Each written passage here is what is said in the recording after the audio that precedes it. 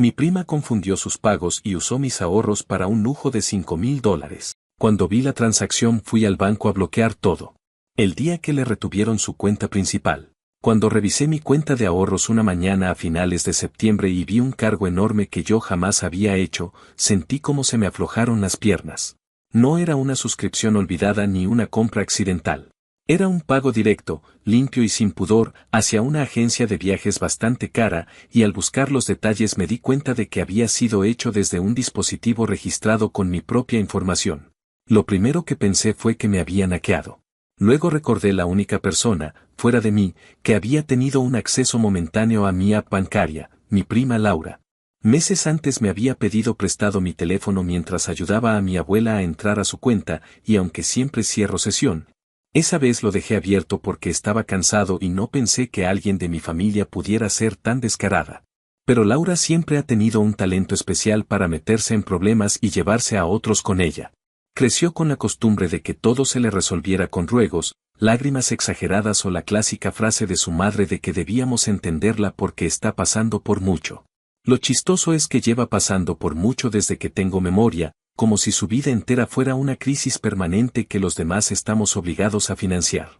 Cuando la llamé para preguntarle qué carajos había pasado, me contestó como si la estuviera despertando de una siesta deliciosa. Solo dijo que seguramente se había confundido y que según ella el dinero era de la abuela, que no entendía por qué yo estaba tan alterado y que, en sus palabras, debía tranquilizarme porque no es para tanto. Esa frase me incendió. Le dije que no tenía idea de cómo había accedido a mi cuenta y ella respondió que si yo siempre ayudaba a la abuela, entonces era lógico que nuestras cuentas estuvieran medio mezcladas. Como si las cuentas bancarias fueran un cajón donde uno mete todo revuelto. Cuando le pregunté directamente por qué había usado mis ahorros, me salió con que ya había pagado un viaje que llevaba soñando meses y que lo veía casi como una señal del universo que el dinero estuviera ahí disponible. Era mi maldito ahorro de años. No era su señal, no era su oportunidad ni era su nada, pero su forma de hablar siempre tiene ese tono de víctima iluminada que cree que merece cada cosa que toma. Fui al banco ese mismo día por la tarde y pedí hablar con la gerente porque estaba a punto de perder la cabeza. La mujer revisó mis movimientos y me explicó que el cargo se había hecho desde un dispositivo que coincidía con mi perfil, por eso el sistema no lo marcó como sospechoso en ese mismo instante. Lo que sí le llamó la atención fue que, apenas unas horas después de ese pago grande, había habido 2 intentos fallidos de retiros adicionales. Cuando escuché eso se me subió la presión. Mientras yo estaba trabajando como cualquier persona decente, mi prima estaba intentando rascar lo que pudiera antes de que yo detectara algo. La gerente me sugirió congelar mis cuentas, cambiar claves y activar alertas de seguridad en tiempo real. Firmé todo sin pensarlo 2 veces. Al salir del banco me sentí menos enojado y más decepcionado, porque pocas cosas duelen tanto como darte cuenta de que alguien cercano te ve como una billetera con piernas. Esa misma noche empezaron los mensajes de la familia. Mi tía, la mamá de Laura, me escribió diciendo que Laura estaba desesperada porque su banco había retenido su cuenta principal y que todo había sido un malentendido.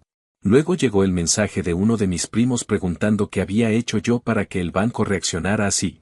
Y fue ahí cuando entendí que el reporte de actividad sospechosa que inició la gerente también había caído sobre Laura, porque las apps detectaron acceso cruzado y movimientos irregulares. Era irónico. Yo ni siquiera había tocado su cuenta, pero ella solita se puso la soga al cuello intentando mover dinero que no le pertenecía. No me molestaba que el banco la estuviera investigando, me molestaba la cantidad de gente que se tragaba su versión sin cuestionar nada. Mi tía me llamó al día siguiente diciendo que Laura le había contado que yo sabía que ella estaba sin dinero, que estaba deprimida, que necesitaba ese viaje para reencontrarse y que yo la estaba castigando por querer ser feliz.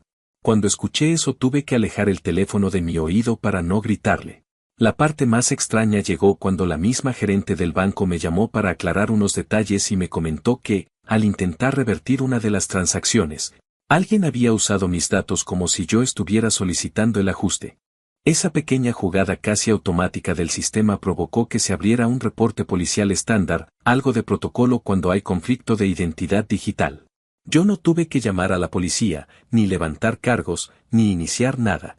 Laura, en su desesperación por cubrirse, hizo exactamente lo necesario para embarrarse sola. Y aún así, en la narrativa que andaba contando, yo era el villano de la familia que la quería ver en la ruina. A finales de esa misma semana intenté hablar con mi abuela porque estaba cansado de que todos hablaran detrás de mi espalda como si yo hubiera inventado el problema. La abuela no solo me creyó desde el primer momento, sino que me confesó algo que me cayó como un balde de agua fría. Me dijo que no era la primera vez que Laura usaba dinero ajeno para resolver su vida, que ya le había sacado una cantidad considerable en el pasado con la excusa de que iba a pagar unas deudas urgentes, y que jamás devolvió un centavo. La abuela, por vergüenza o por cansancio, nunca nos lo contó. Se limitó a decirme que hiciera lo que tuviera que hacer y que no permitiera que me manipularan. Esa conversación me confirmó lo que ya sabía: Laura no se había confundido. Solo estaba acostumbrada a tomar sin pedir permiso. Esa noche, cuando vi que la cuenta estaba oficialmente reclamada como fraude y los analistas de seguridad me confirmaron que el proceso de reembolso estaba en curso, me sentí por fin más tranquilo. Pero no tenía idea de que al día siguiente se iba a venir una oleada de drama. Laura puso en sus redes que yo la había destruido emocionalmente y que era un traidor que prefería dejar que una empresa gigante la aplastara antes que ayudar a su propia familia. Para ese punto yo ya estaba tan cansado que simplemente dejé el teléfono boca abajo y seguí con mi día. Pero lo que no esperaba era que el banco también decidiera congelarle todo por un periodo prolongado mientras revisaban las inconsistencias entre sus intentos de revertir movimientos y la denuncia que yo había firmado. De repente, su pequeño acto de confundir cuentas se convirtió en una tormenta que se le vino encima sin que yo moviera un dedo adicional. Lo último que supe esa semana fue que el viaje que había pagado con mi dinero fue cancelado automáticamente por la agencia porque el banco marcó el pago bajo investigación. Laura me mandó un audio diciendo que yo había arruinado su plan más importante del año. Solo pensé que, si su plan más importante dependía de robarme mis ahorros, entonces su vida ya estaba arruinada desde antes. Yo solo apagué el teléfono, respiré hondo y decidí que si ella quería seguir mintiendo para encubrir su propia irresponsabilidad, era su problema. Actualización 1. Habían pasado varios días desde que el banco congeló todo y desde que mi prima empezó a construir un relato donde yo era prácticamente el villano de una telenovela barata. Durante ese tiempo me dediqué exclusivamente a arreglar mis asuntos con el banco, responder correos del departamento de fraude y hablar lo mínimo indispensable con mi familia. Estaba cansado, no solo del dinero perdido, sino del desgaste emocional de sentir que tenía que justificarme ante gente que ni siquiera se tomó un minuto para preguntarme qué había pasado realmente. Yo seguía adelante con mi vida normal, o al menos intentaba, pero cada 2 o 3 horas me llegaba algún mensaje de un familiar, casi siempre insinuando que yo estaba exagerando, que tal vez debería haber hablado primero con Laura antes de involucrar al banco, como si uno pudiera detener un proceso de seguridad solo porque la responsable resulta ser parte de la familia. El salto grande vino casi una semana después. Laura seguía fuera de circulación porque su cuenta continuaba congelada y la investigación interna avanzaba a paso lento pero firme. Fue durante esa semana cuando se enteró mi abuela, no porque yo se lo contara, sino porque Laura la llamó llorando para decirle que yo la había hundido. Según le contó, yo había denunciado todo con la intención de hacerla quedar como una ladrona y que ahora no tenía acceso a nada, ni siquiera a su propia tarjeta de débito. La abuela, que conoce a Laura desde que nació y que ha visto sus espectáculos una y otra vez, me llamó apenas colgó con ella y me pidió que fuera a su casa porque necesitaba hablar conmigo cara a cara. Cuando llegué, me encontré a mi abuela sentada en la sala con esa expresión seria que rara vez saca, esa que reserva exclusivamente para cuando está realmente cansada de la gente y sus estupideces. Lo primero que hizo fue preguntarme qué había pasado, no con tono acusador, sino con el tipo de voz que usa cuando uno de los nietos llega a contarle que metió la pata. Le expliqué todo, desde el momento en que vi el cargo hasta la llamada del banco informándome de los intentos de retiro adicionales. Ella escuchó en silencio, sin interrumpirme, y cuando terminé me pidió que me quedara sentado porque ella también tenía cosas que decirme. Ese día me confesó algo que me cayó como una piedra en el estómago. Resulta que Laura llevaba años aprovechándose de ella de maneras que ni imaginábamos. Me contó que más de una vez había usado su tarjeta con cualquier excusa tonta, que si una compra urgente, que si un medicamento que supuestamente necesitaba, que si una deuda de teléfono que tenía que pagar ese mismo día. La abuela siempre terminaba cediendo, ya fuera porque no quería discutir o porque prefería evitar un drama.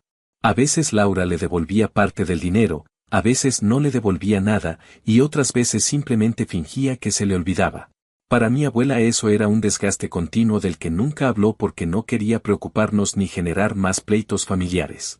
Me dijo que lo había soportado porque era su nieta, pero que ya estaba cansada de que Laura actuara como si el mundo tuviera la obligación de rescatarla de sus propios errores. Cuando escuché eso sentí el enojo mezclarse con un cansancio distinto, porque de repente entendí que lo que yo pensaba que era una traición aislada, en realidad era parte de un patrón que Laura llevaba arrastrando desde hace años.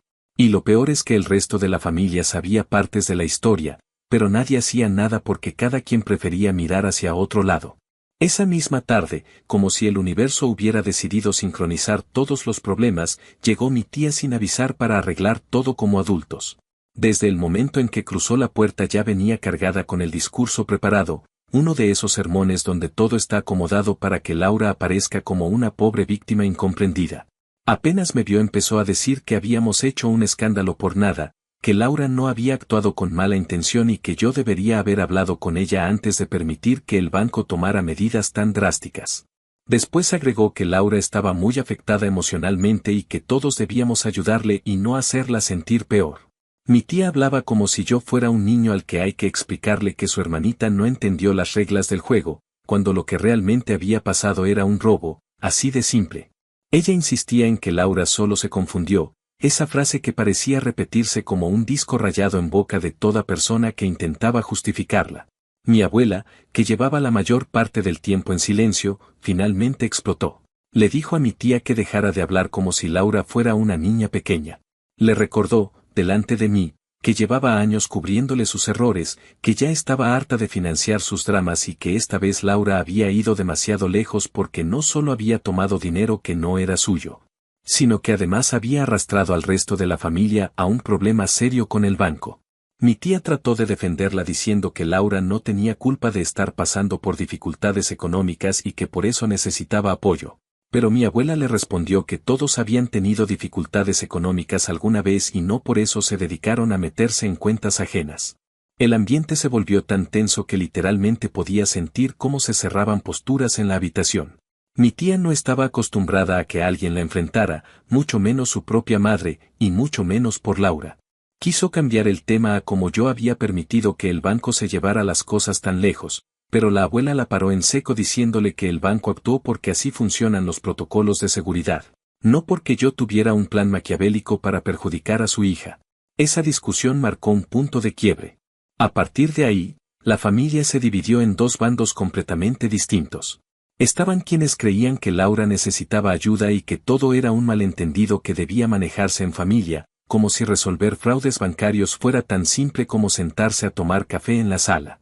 Y luego estábamos los que ya estábamos hartos, los que veíamos la situación por lo que realmente era, el resultado inevitable de años de permitirle a Laura actuar sin consecuencias. Lo más curioso de todo fue que los que se pusieron de mi lado no lo hicieron por defenderme a mí, sino porque ya estaban cansados de cubrir sus propios episodios con ella. Cuando empezaron a contarse entre ellos las historias que cada uno había guardado para evitar conflictos, se armó un cuadro que me dejó pensando en cuántas cosas no sabemos realmente de la gente con la que convivimos toda la vida. Pasó otra semana antes de que Laura volviera a buscarme, esta vez por mensaje de voz. Había dejado de hablarme desde que su cuenta se congeló, pero cuando se enteró de que el banco estaba pidiendo documentación adicional, entró en pánico. Su mensaje fue una mezcla rara entre súplica, manipulación y reclamo. Me dijo que parecía no importarme su bienestar, que yo sabía que ella estaba pasando por un periodo difícil y que no entendía cómo podía permitir que el banco la tratara como una delincuente. También me dijo que yo podía aclarar todo con una simple llamada, que bastaba con decir que habíamos tenido un malentendido y que yo había autorizado el dinero. Ahí entendí que no solo no aceptaba lo que había hecho, sino que estaba intentando que yo falseara información para sacarla del problema. No respondí de inmediato porque no sabía si reírme o enojarme. Actualización 2. Había pasado un tiempo desde el día en que Laura dejó aquel mensaje de voz donde básicamente me pedía que la ayudara a mentirle al banco para que la liberaran de toda responsabilidad. Yo pensé que después de que la conversación con mi abuela y mi tía se saliera de control, la cosa se iba a estabilizar un poco y todos iban a dejar de presionarme, pero estaba equivocado. Mientras el banco seguía avanzando con la investigación, el ambiente familiar se llenó de rumores.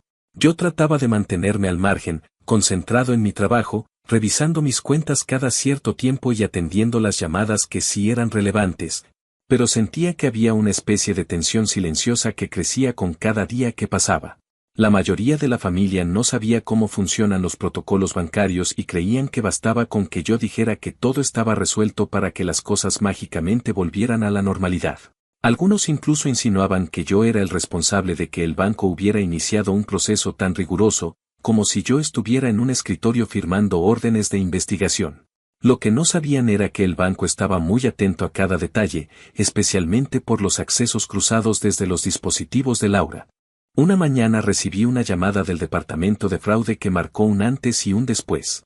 Me pidieron confirmar mi identidad y luego me explicaron que, debido a ciertas inconsistencias detectadas durante el análisis, necesitaban aclarar si yo había intentado revertir el cargo por mi propia cuenta.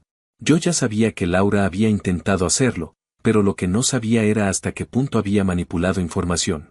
La persona del banco me explicó que había detectado una solicitud de reversión hecha de forma irregular, usando datos que solo yo debería conocer. Al revisar las horas de acceso, todo coincidía con los movimientos de su teléfono, no con el mío. Fue entonces cuando entendí que Laura no solo había tomado mi dinero sin permiso, sino que también había intentado justificar la transacción manipulando información personal mía para simular que yo quería revertirla. Esa fue la gota que hizo que automáticamente se abriera un reporte policial por posible suplantación de identidad, algo que ni siquiera dependía de mi deseo de seguir adelante o no. En ese momento el banco ya no estaba protegiéndome solo a mí, estaba protegiendo su sistema de seguridad. Cuando colgué esa llamada me quedé en silencio un buen rato, no porque me sorprendiera lo que había hecho Laura, sino porque por primera vez dimensioné el tamaño del problema. Ya no estábamos hablando de un solo robo familiar, sino de que la situación había alcanzado un nivel legal que ella jamás imaginó en su vida. Mientras yo procesaba eso, empezaron a llegarme capturas de pantalla de lo que Laura estaba publicando en sus redes. Al parecer, el haber perdido acceso a su cuenta por un periodo prolongado la había llevado a construir un discurso donde yo era prácticamente la encarnación del mal. En sus publicaciones decía cosas como que yo la había traicionado a propósito, que yo sabía que ella estaba en una situación vulnerable y que aún así había permitido que la trataran como si fuera una delincuente. Incluso insinuó que yo estaba disfrutando la situación porque, supuestamente, siempre había tenido envidia de ella. Como si alguien pudiera envidiar una vida hecha a base de irresponsabilidad y mentiras. Lo que más me llamó la atención fue que varios conocidos suyos comentaban apoyándola, sin tener idea de lo que realmente había pasado. Los comentarios de su círculo cercano empezaron a llegar a más familiares. Algunos creían firmemente que Laura era incapaz de actuar con mala fe y que, por lo tanto, todo debía haber sido una confusión que yo estaba manejando con mano demasiado dura. Yo intenté explicar la situación a quienes sí querían escuchar, pero con el resto no valía la pena. Era inútil tratar de razonar con personas que consideran que todo debe resolverse con abrazos y conversaciones de sobremesa, aunque estés tratando con un fraude que ha activado protocolos legales. Mientras la guerra de percepciones se mantenía, mi abuela estaba tomando una postura más firme. Me llamó un par de días después de que circularan las publicaciones y me dijo que Laura había llegado llorando a su casa buscando apoyo, pero que esta vez ella simplemente no la apoyaría. Le dijo directamente que ya estaba cansada de cargar con sus errores y que esta vez la consecuencia la había creado ella sola. El verdadero giro vino cuando el banco decidió contactar a Laura directamente.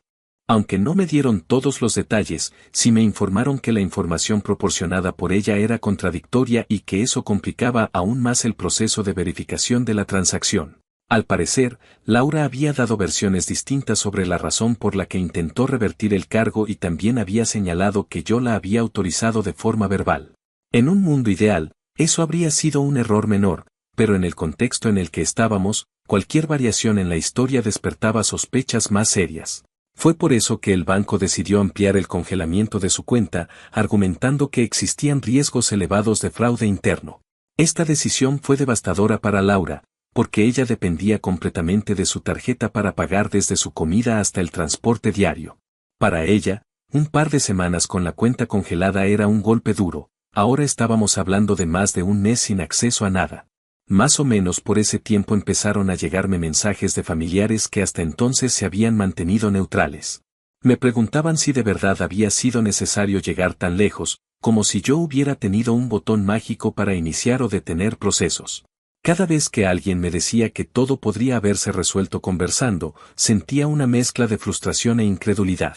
Les repetía que yo no controlaba lo que el banco decidía hacer con los reportes, que la investigación seguía un protocolo que no podía frenarse solo porque los involucrados eran familia. Me di cuenta de que muchas personas creen que las instituciones bancarias son como oficinas de barrio donde uno llega, explica que hubo un malentendido y se resuelve con un apretón de manos. No entienden que cuando una institución detecta un posible riesgo de fraude no hay marcha atrás, porque para ellos no existe el concepto de complicación familiar, solo el de proteger información y fondos. Mientras toda esa confusión seguía escalando, la familia de Laura empezó a presionarme. Mi tía me llamó un día diciendo que la investigación estaba afectando profundamente a Laura en todos los aspectos de su vida. Dijo que no podía trabajar tranquilamente sabiendo que el banco estaba analizando cada uno de sus movimientos, que estaba angustiada por no saber si la iban a acusar formalmente y que, según palabras de mi tía, yo tenía el poder de detener todo con una llamada. Le expliqué por enésima vez que no era así, que el proceso ya estaba en manos de la institución y que ninguna declaración mía iba a revertir un análisis de fraude abierto. Mi tía insistió en que si de verdad quería a mi familia, debía buscar la manera de suavizar el tema. Fue ahí cuando perdí la paciencia y le dije que me dejara de presionar, que Laura había actuado con plena conciencia de lo que estaba haciendo, que esto no era un accidente y que lo que ella estaba viviendo era la consecuencia natural de su propia irresponsabilidad. Mi tía colgó sin despedirse. En medio de todo ese circo, Laura seguía publicando indirectas y tirando frases pasivo-agresivas en línea. Lo más curioso fue que al mismo tiempo intentó contactarme en privado. Un día me mandó un mensaje tan largo que parecía un ensayo donde mezclaba disculpas vagas con exigencias veladas, diciendo que no entendía por qué yo no podía colaborar o negociar con el banco para sacarla del lío. Lo que más me llamó la atención fue que, aunque usaba frases de arrepentimiento, nunca admitía directamente lo que había hecho. Todo eran expresiones ambiguas, como si temiera dejar un rastro escrito donde se responsabilizara por algo. Era evidente que no le importaba realmente el daño que me había causado. Lo único que le interesaba era salir limpia sin pagar consecuencias. El punto más tenso llegó cuando recibí una llamada adicional del banco donde me preguntaron si estaba al tanto de los movimientos recientes en la investigación. Les dije que solo sabía lo que ellos me comunicaban y entonces me informaron que habían recibido una solicitud formal de Laura para intentar desbloquear su cuenta, pero que en esa solicitud ella había mencionado información que no coincidía con la documentación original. Esa discrepancia obligó al banco a elevar la revisión a un nivel más estricto, lo que significó extender el congelamiento de su cuenta y abrir un expediente adicional por posible declaración falsa. Cuando colgué esa llamada entendí que la situación ya estaba fuera de control. Laura estaba metida en algo que ella misma había creado y que ahora se estaba derrumbando sobre su cabeza.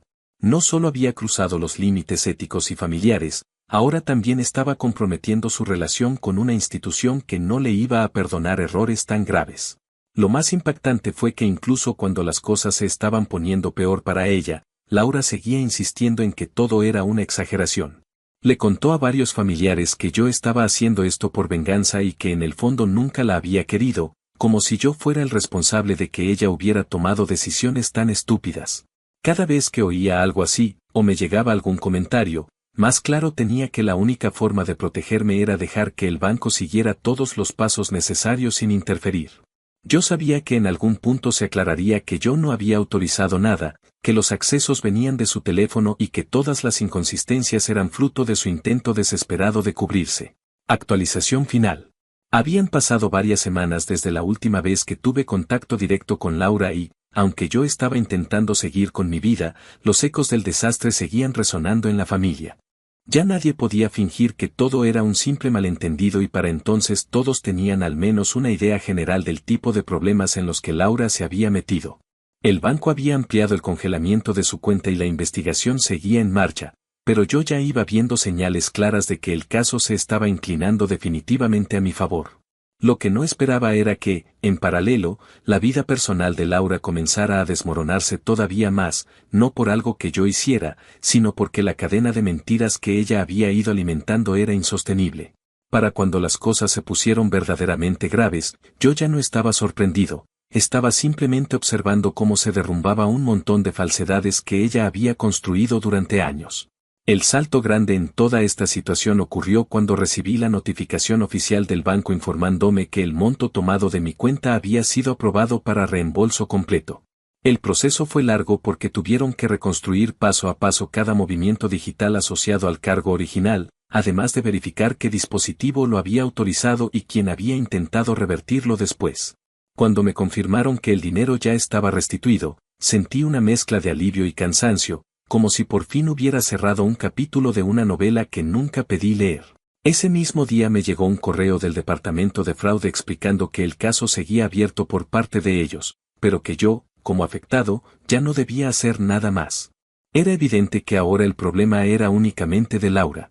Mientras yo recuperaba mis ahorros, Laura estaba lidiando con una tormenta completamente diferente. Su cuenta llevaba congelada más de un mes y el impacto estaba empezando a sentirse en todas las áreas de su vida diaria. Dependía completamente de su tarjeta para pagar comida, gasolina, compras básicas y hasta servicios que tenía domiciliados. Al principio, su familia trató de cubrirle algunos gastos menores, pero cuando vieron que la situación no se iba a resolver rápido y que ella no daba señales de asumir responsabilidad, comenzaron a cansarse. La versión que ella había contado sobre mí había cambiado tantas veces que ya nadie sabía exactamente cuál era la historia oficial y cada vez que intentaba explicar lo que pasaba, quedaba peor porque sus contradicciones eran evidentes. Para ese momento, la simpatía que algunos le tenían había empezado a desgastarse. Un día, mientras estaba trabajando, recibí un mensaje inesperado de parte del novio de Laura. Nunca habíamos tenido más de 2 o 3 conversaciones superficiales en reuniones familiares, así que ver su nombre en mi teléfono ya era raro. Me dijo que necesitaba hablar conmigo porque había descubierto cosas relacionadas con Laura que no tenían sentido y que necesitaba entender lo que realmente había pasado con la cuenta bancaria. Lo llamé cuando salí del trabajo y me contó que Laura le había dicho que yo había hecho un berrinche exagerado por un préstamo y que el banco estaba actuando injustamente. Sin embargo, cuando él revisó algunos estados de cuenta de ella para intentar ayudarla a organizar sus pagos atrasados, notó que Laura había estado usando su tarjeta también para cubrir compras que supuestamente eran necesidades urgentes. Cuando me dijo eso, entendí que Laura no solo había usado mi dinero sin permiso, sino que también había estado financiando caprichos con la tarjeta de su novio, mezclando historias, mintiendo y ocultando gastos como si la vida fuera un juego. Lo más tenso de la conversación fue cuando él, ya bastante frustrado, me preguntó si era verdad que Laura había usado mis ahorros sin avisarme. Le conté brevemente la situación, sin adornos y sin dramatizar. Al terminar, hizo un silencio largo y me dijo que, en ese caso, él también había sido víctima de su manipulación. Después agregó que había terminado con ella esa misma mañana, que la había confrontado y que Laura, fiel a su estilo, primero lloró, luego gritó, y después intentó culparlo por no ser comprensivo.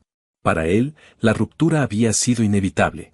Me dio las gracias por explicarle todo y dijo que lo lamentaba, no por Laura, sino por la forma en que la familia la había defendido sin saber la verdad. Esa ruptura cayó como una bomba en la familia, especialmente porque Laura dependía emocionalmente de él para sentirse validada. Cuando él desapareció de su vida, ella volvió a intentar contactarme. No me llamó directamente, pero dejó varios mensajes en los que repetía que debíamos hablar, que yo debía ser justo y que ella sabía que yo podía arreglar todo con el banco si quería. Lo más revelador de esos mensajes era cómo intentaba posicionarse de nuevo como víctima. Dijo que yo estaba siendo cruel, que estaba aprovechando la situación para castigarla, que la familia se estaba alejando de ella y que todo eso estaba ocurriendo por mi culpa. Yo no respondí nada porque entendí que cualquier conversación solo iba a abrir la puerta para que ella intentara manipularme otra vez. Al mismo tiempo, mi abuela tomó la decisión más dura que había tomado en mucho tiempo, le pidió a Laura que dejara su casa. Al principio pensé que estaba exagerando, pero luego me explicó que Laura había llegado a pedirle dinero varias veces, sin admitir en ningún momento lo que había hecho conmigo. Además, se enteró de que Laura andaba diciendo que la abuela había malinterpretado todo y que en realidad ella no tenía la culpa de nada. Eso fue demasiado para la abuela, quien llevaba años cargando con el desorden económico de Laura y ya no estaba dispuesta a seguir en ese papel. Cuando Laura se negó a irse, la abuela llamó a uno de mis tíos para que la ayudara a hacerla entrar en razón. Nunca había visto a la abuela tan firme. Con su cuenta congelada, sin su novio, sin poder quedarse en casa de la abuela y con la familia cansada de defenderla, Laura se quedó con muy pocos lugares a donde acudir. Fue entonces cuando intentó su última jugada desesperada, me llamó desde un número distinto al suyo y cuando contesté, lo primero que escuché fue su voz entrecortada diciéndome que por favor la ayudara, que estaba pasando por el peor momento de su vida y que yo era la única persona que podía sacarla del hoyo. Me contó que el banco había abierto un análisis adicional por las inconsistencias en su solicitud y que eso significaba que su cuenta no se desbloquearía en semanas. Dijo que nunca había imaginado que sus acciones fueran a llegar tan lejos y que ahora no tenía nada. Lo que más me llamó la atención fue que en ningún momento admitió de manera directa lo que había hecho. Todo lo envolvía en frases nebulosas donde insinuaba arrepentimiento sin decir la verdad. La conversación terminó cuando le dije que yo no tenía control sobre nada y que el banco estaba siguiendo su proceso normal. Ella insistió, casi suplicando, que yo hiciera lo correcto porque, según ella, no merecía un castigo tan grande. Le dije que lo único que había hecho era proteger mi dinero y que cualquier otra consecuencia era producto de sus propias decisiones. Me contestó que yo era un egoísta y colgó. Y esa fue la última vez que hablamos. Días después, cuando la familia vio que el problema no se iba a resolver con discursos de apoyo ni con excusas de que estaba pasando por mucho, todo el mundo comenzó a distanciarse. Ya nadie podía defenderla porque su comportamiento había dejado de ser un error aislado para convertirse en una conducta sistemática. Algunos familiares me llamaron para decirme que, aunque no estaban de acuerdo con la magnitud del castigo que estaba enfrentando Laura, entendían que yo no tenía responsabilidad en lo que el banco había hecho. Otros, simplemente, dejaron de hablar del tema para no quedar en ridículo por haberla defendido tanto. Yo, por mi parte, cerré este capítulo sabiendo que no tenía nada que arrepentirme. Recuperé mi dinero, reforcé mis medidas de seguridad, cambié contraseñas, eliminé accesos antiguos y aprendí que, aunque la familia siempre dice que debe apoyarse, eso no significa permitir que alguien viva a costa del trabajo de uno. Laura terminó enfrentándose a la única autoridad que no podía manipular, engañar o chantajear, una entidad financiera que no escucha excusas emocionales ni historias dramáticas. Por primera vez en su vida, tuvo que enfrentar un límite real. Y aunque seguramente seguirá buscando a quien culpar por lo que le pasó, yo ya no soy parte de ese círculo. Dejé de cargar con la responsabilidad de rescatarla, dejé de justificar cosas que no tenían justificación y dejé de sentirme culpable por actuar con sentido común. Laura se quedó sin cuenta, sin viaje, sin pareja y sin el beneficio de la duda de su propia familia. Yo solo recuperé mi tranquilidad. Y esa, honestamente, fue la única venganza que nunca tuve que planear.